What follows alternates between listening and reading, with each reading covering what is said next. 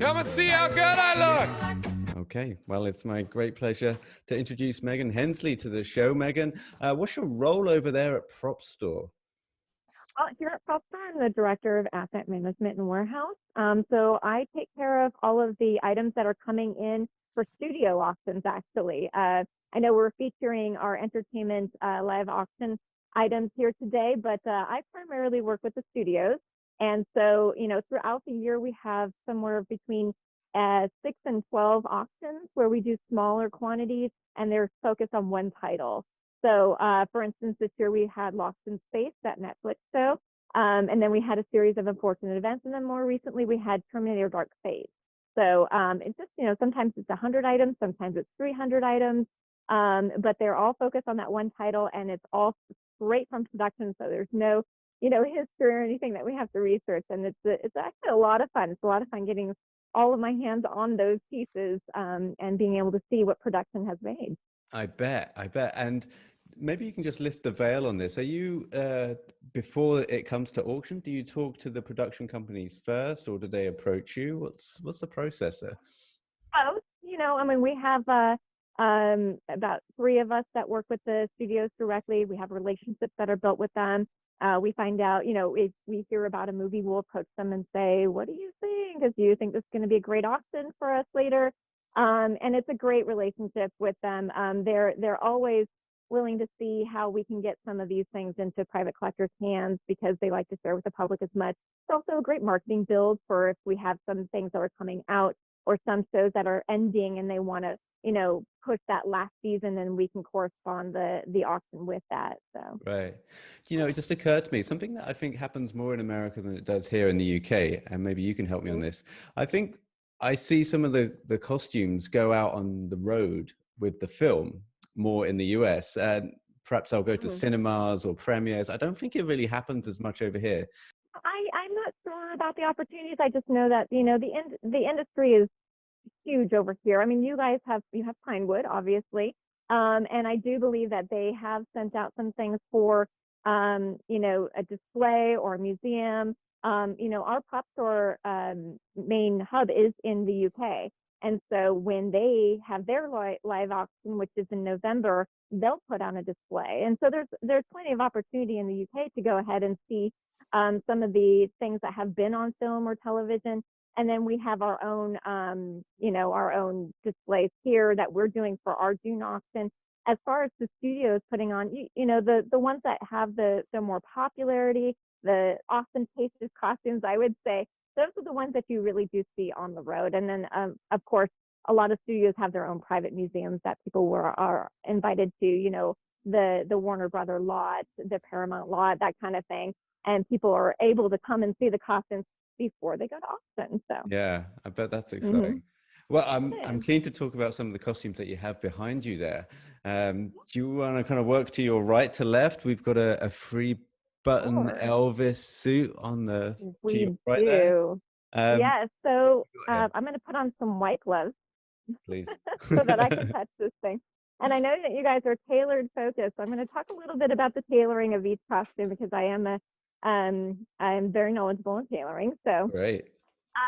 the great thing about this piece here, there are a lot of Elvis fans, so a lot of fans like to collect these items. And as the movie and as the show becomes a little bit later and later, and it's very unique, the availability to these items is very limited. A lot of them fall into private collector hands, and this piece in particular is one of them. It was in a private collector's hands for 30 years, and so we're so lucky to have it.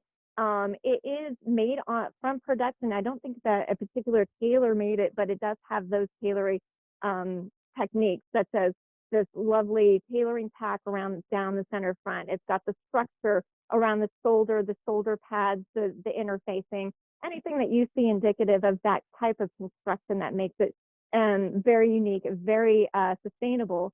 And but you can also see where the pockets aren't exactly square. So this I am almost sure the costume department made, but it's a really fun piece. And what makes this great is it also comes with some lobby cards that we have. We have about Oh, 4 of them. wow. Look at See that. the costume in there, exactly. This That's is just one of fantastic. them that I wanted to show off. So, as an Elvis collector of items, this one is going to look great in somebody's museum, in somebody's lobby of their own home. I mean, it is just a fantastic piece, and definitely stands the test of time. And so, I mean, we have a wide variety of bidders, and whether it's the state that might get it, or a museum that might get it, or even a private collector, we never know who's going to end up bidding on it and winning this item. That suit looks brand new, by the way, on camera. I mean, how old is it? What year are we talking? It happened in the World Fair. Is it 64? That's it's in, let's see, 1963 is when Right. that film came out. So a couple of years earlier, and you can see that definitely the 1960s boxy fit that is indicative of that time period. So the person that had it really preserved it very well. Probably in an archival box, maybe not so much on a display, or he probably brought it out to show it off now and then, which is of course what anybody who would do if I they're an bet. Elvis collector fan. Yeah. I'm curious to know, are there many suits of Elvis, either in his personal life or in his film life, that are available out there or even in a museum? One can only hope. They made multiples for every film, and of course, not multiples of his own private collection, I'm sure, but his own private collection spanned decades. So I'm sure there's some people that have a lot of his own personal closet. For productions, they always make multiples, and that goes for every item up here. They tend to wear them, not in every suit. So you'll see Elvis wear 5 or 6 of the same suit in his films.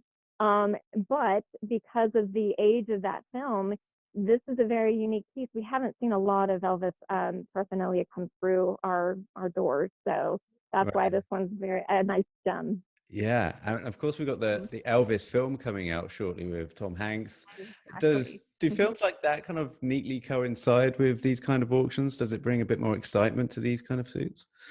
No, we always see a bump in particular bidding in particular lots for things that have those nostalgic movies come out, and it was fortuitous that the Elvis film is coming out because then this one got actually a little bit of hype, a little bit of news out of our 1,800 lots that we have in our auction coming up, and then this one was definitely a focus because of the movie.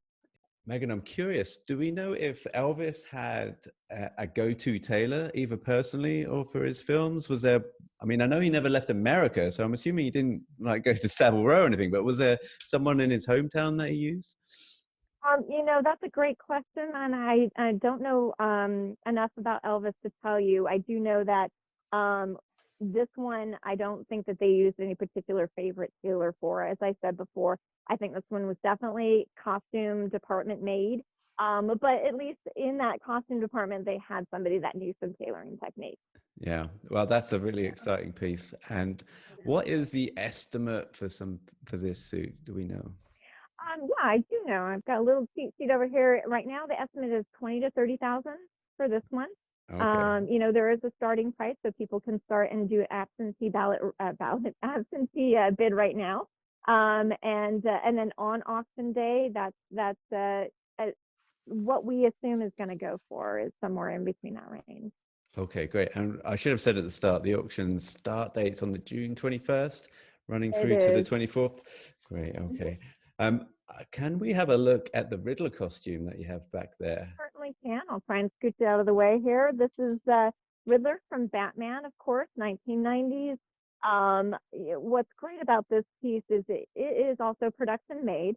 It's a wool blend. It's got huge tailoring techniques. As you can see, some lovely welt pockets, including the buttonhole. I love these. Oh, They're that's just really so cool. cute. Yeah. This is the only button that actually functions to the outside. The rest of them are kind of hidden in the plaque. Ah, And it covers his full jumpsuit. Now, it was made mention that is an extra small, and that is really the jumpsuit on the outside. It doesn't mean that this is actually an extra small, because Jim Carrey is not extra small at all. But this suit for him, that sizing is extra small on him, and that's what that means. So you can see the length of the arms is extremely long because he is so lengthy. yeah. And then the Mandarin collar up there with some great piping. I mean, this is just a greatly constructed piece. one of my favorites because it's also really sustainable. Somebody really took care of this one. And I mean, I can't even talk about enough about it. It's even got a nice satin lining, very, very well made. And this also is in that $20,000 to $30,000 range because Batman is, as you know, quite popular and has a huge fandom.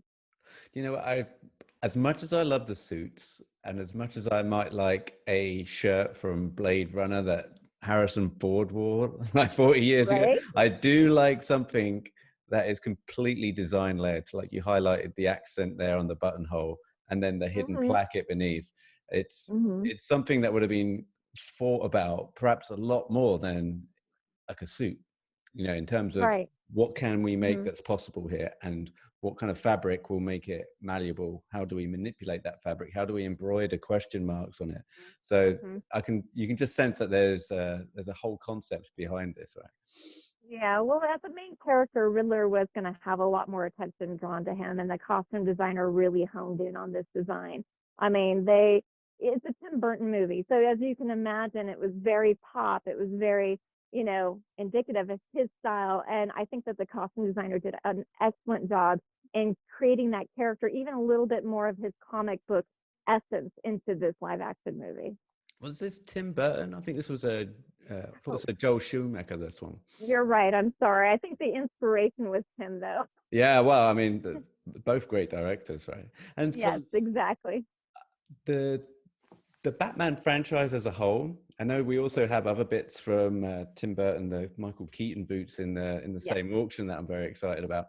Does the Batman franchise get a lot of attention in comparison to, say, other franchises? I mean, there's a fandom base for all sorts of different franchises, but Batman in particular, I think, has a huge, it's all the way back into the '60s. It's got nostalgia attached to it. It keeps reinventing itself. You get, the earlier films with the little bit more hype, of course, the Tim Burton versions. And then you get into the Dark Knight, which is more of the gothic. And then that was kind of renewed in this most recent film, which was nicely acclaimed. Everybody really enjoyed that one, even though it was super, super dark. I think that those costumes are always going to do well. We always have a fandom for that because of just that nostalgia and that sense of renewal and sustainability that franchise has. Question just occurred to me, Megan. Do actors ever try and buy their costumes back? They do. I can't tell you who, I know, but yeah. yes. I know there's sensitivities around it, Yes. but Yes. I'm guessing that, if I was, say, Jim Carrey lounging around and something Mhm. flashed on my phone, I thought, oh, that's where it is. Yeah, that would actually look pretty good in my lounge. Yeah. If you can ping him and tell him that his costume's up for sale, we would love it. We would I'll, love for him to buy. Obviously, we don't tell people where they go. That's up to the buyer, of course. But we do love it when that does happen because it just feels like it's coming home. and also, talking about sensitivities, I guess like the provenance of these pieces, you can't talk about where they come from, I because cannot. that's No. also quite No. private for the people that are looking to sell them You on. are correct in that. Although we can say some of these are exactly from production. We do know that they came from production, and we do research all of that provenance very, very thoroughly. Great. I'm very excited about the piece behind you as well. The long The coat. Matrix? Yes, yeah. Yes. So we Yes. have here the Matrix. That's from the Reloaded. So that's with the Mhm. second one, Yes. right?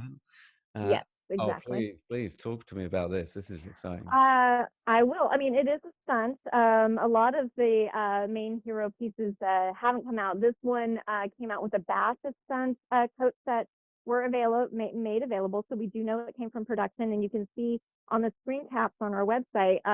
You can see Tiana wearing the hero version, and so owning this piece would be kind of very exciting. It is a wool blend, but there's a lot of polyester in this one. You can see it in the sheen. I'm not sure the camera is really picking that up, but it is super shiny. But the one thing that I love about, they did tailor the top of it, the mandarin collar, the interfacing, the padding, of course, all of those tailoring techniques. But this is such an opaque fabric that you can see through it, it's hard to see over here, but you can see the mannequin through it at the bottom. Right. There is additional fabric up there to hide that, but the drape of this allowed those action sequences to make it flare out. It was a perfect choice for a coat, I find. Not too structured at the bottom, but very structured at the top. Perfectly fit for Keanu or the Stunt, obviously. But yeah, this is a great piece. The buttons actually are not open here. They're sealed buttons. But they're probably because they didn't want somebody to accidentally close them in, because when you're fighting, you want this to be free flowing. And then of course the top ones are functioning. So it's a great piece. It's really nicely made, very tapered in for that classic that look that the Matrix has for his character. So. Yeah, that's terrific. And yeah, you're right. I guess the bottom's got to be quite sheer. He needs a lot of movements. He's going to be doing a lot of kicking. Lots of drape, yes. Hugo Weaving's going to feel his foot through that thing. Yeah, exactly. They want to see it flare up like a dress. Yeah, I guess so. I mean, so the whole point of this has to have that like a cape element, right? Yeah, and the fluidity. Yeah, exactly. Exactly. Do we know how many of these were made? You say this was the Stunt one. Yes, we don't know exactly the count, but again, there was multiples as in every production, you know, and we were just lucky to get our hands on one of them. So that's so cool. And I'm guessing this one, from the screen grabs I've seen in the auction, would have been used in the park. Hero. The Hero one. Yeah, so we grabbed screen grabs sometimes for the Hero one, especially if you see Keanu's face on it. You do know this is a stunt, so it's not going to be worn by him.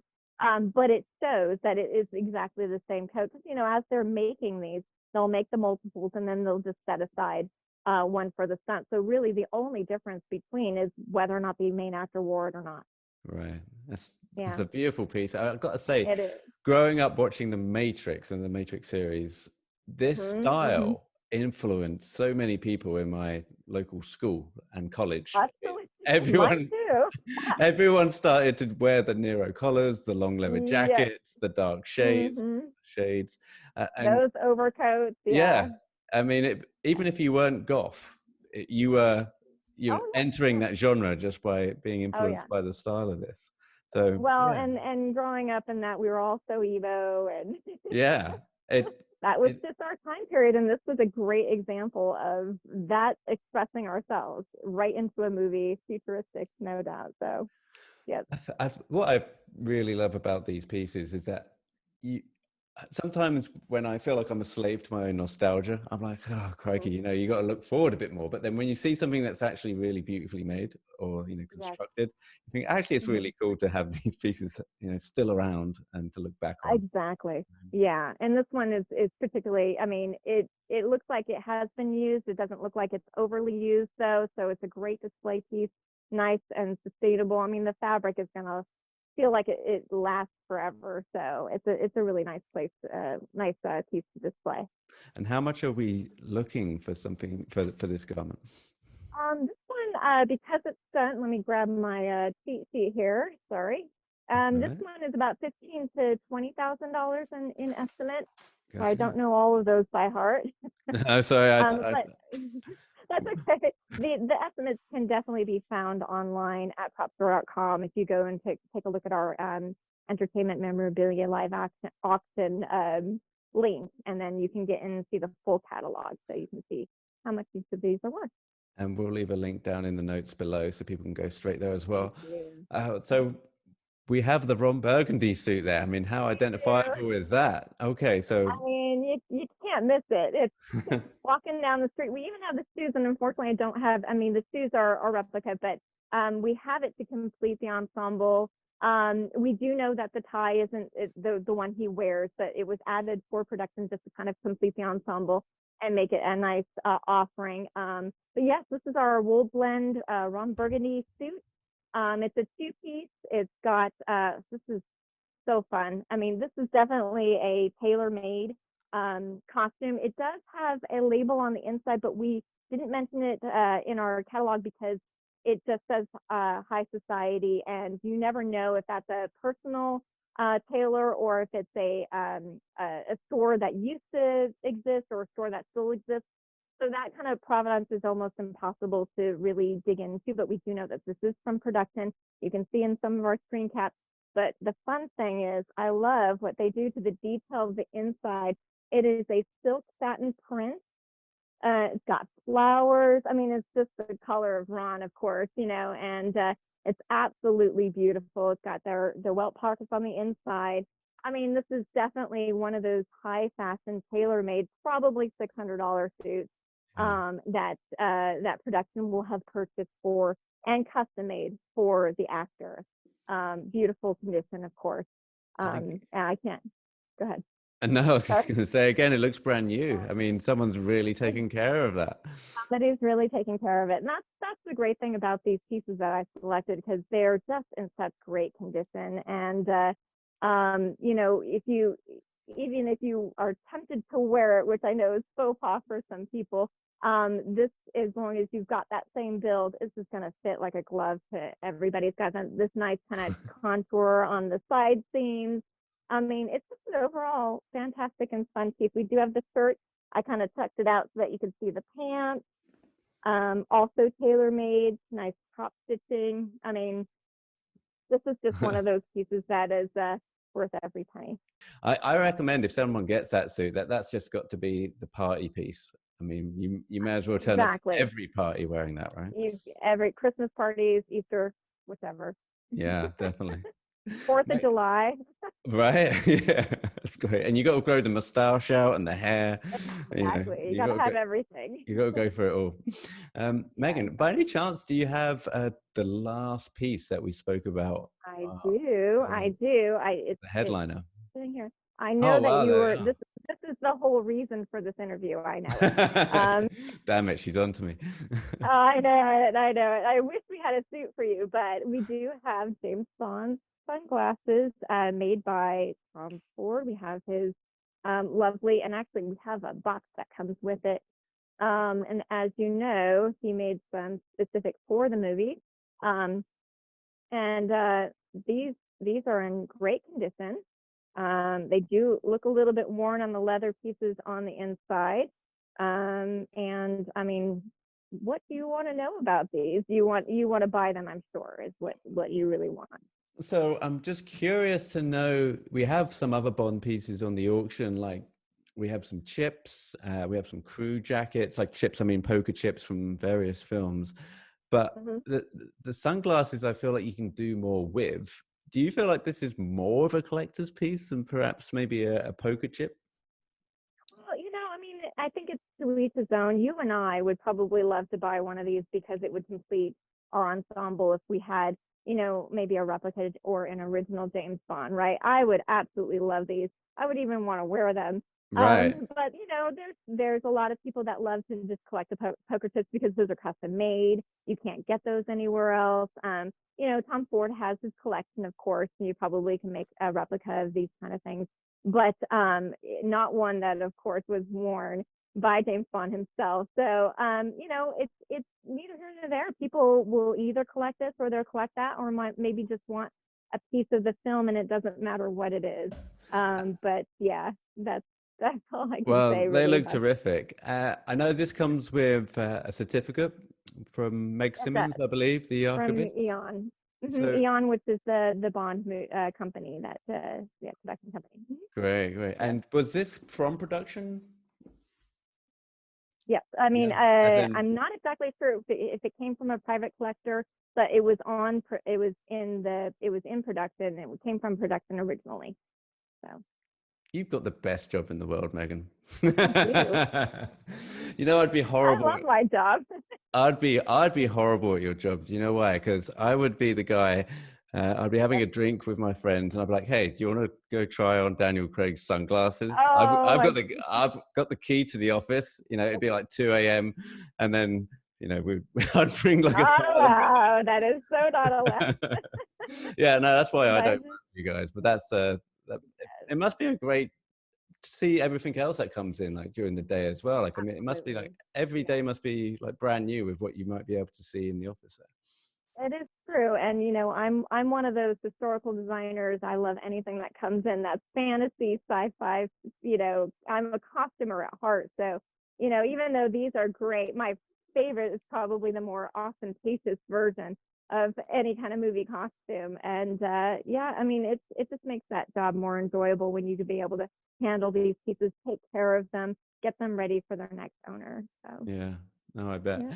You mentioned your own personal collection. Do you mind me asking what you have there? I own, so one of my first auctions that I did here was the Great Wall. And so I own a Great Wall crane. And she's just one of those, pieces that it's blue. Blue is my favorite color. She sits in my office. Nice. And very intimidating when I have Zoom calls. But yeah, I've got a crane, and they actually went for quite a bit of money in the auction. They were very popular because there's so few of them, and they were the women warrior of the Great Wall. And then I own a piece from Punisher, and I'm trying to think what else at this point. I'm just slowly expanding. I'm slowly expanding, and my goal is to own a piece of every auction that I work on. So. Oh, that's a great goal. Well, listen, Maegen, thank you. I know I threw you under the bus with a lot of them questions, but I really appreciate it. And I mean, the auction, it's just also, it's massive. I mean, we've got like 75 pages on the website. I haven't even managed to get through all the pages yet, but I have, because I've been stopping and trawling through each one. You got like Steve McQueen's prison shirt from Papillon in there. So it kind of goes, there's modern, there's old, like we've been looking at today. There's Elvis, there's Batman, there's Bond. We have Terminator, we have Star Trek, Star Wars, we have Passengers is one of our more recent pieces. We have a whole spacesuit from Passengers. Yeah. That's super exciting and huge and lights up, and and all the way down to our Indiana Jones collection. We have a Grail. And we have his diary. Yeah, exactly. And then we have Castaway. We have Wilson. So, some of those super iconic and recognizable pieces. We've got quite a bit of them, and it's an exciting auction to watch and bid on if you find a piece that you love or you fall in love with. I think it's everybody's job to go onto the auction website and just pick out one thing if money wasn't an option, because I was going, oh, I'll definitely have that. I'll have the almanac, and then I look at the Grail. I'm like, oh no, I've got to have the Grail, and then it just goes on and on. It's ended up. Oh, okay, I'll have Batman's boots. I'll settle there, and then before you know it, there's an hour. I've got mine picked out already. I'm never gonna be able to afford it, but yes, I have Gizmo. You've got Gizmo. Okay. I want Gizmo so badly. I absolutely adore, and I'm staring at him right now. He's just so cute, and he's animatronic, and he's just that's a great piece, and I'm so excited to have him here. So. Is that from the first one? I think it's actually from the second one. Right. I don't have that information right. Second one, yes, that is confirmed. Amazing. Yes, but I mean, he's just as cute in the second one as he is in the first one. Yeah, my girlfriend she's probably got about 5 films on a loop that she'll want to watch. It'll be Mission Impossible, Back to the Future, and Gremlins is always there. And it doesn't have to be Christmas either. It's just any time. Nope. Yeah, great fun. Maegen, thanks so much for taking time out to walk us through these pieces. I've really enjoyed it. It's been a real treat for me, and also for everyone watching. Get you some more view. Yeah, to learn about those. Thank you so much for your time. I really appreciate it, and it was so much fun talking to you. Great, and thanks to everyone behind the scenes there for helping out. Just giving you a hand, guys. Thanks.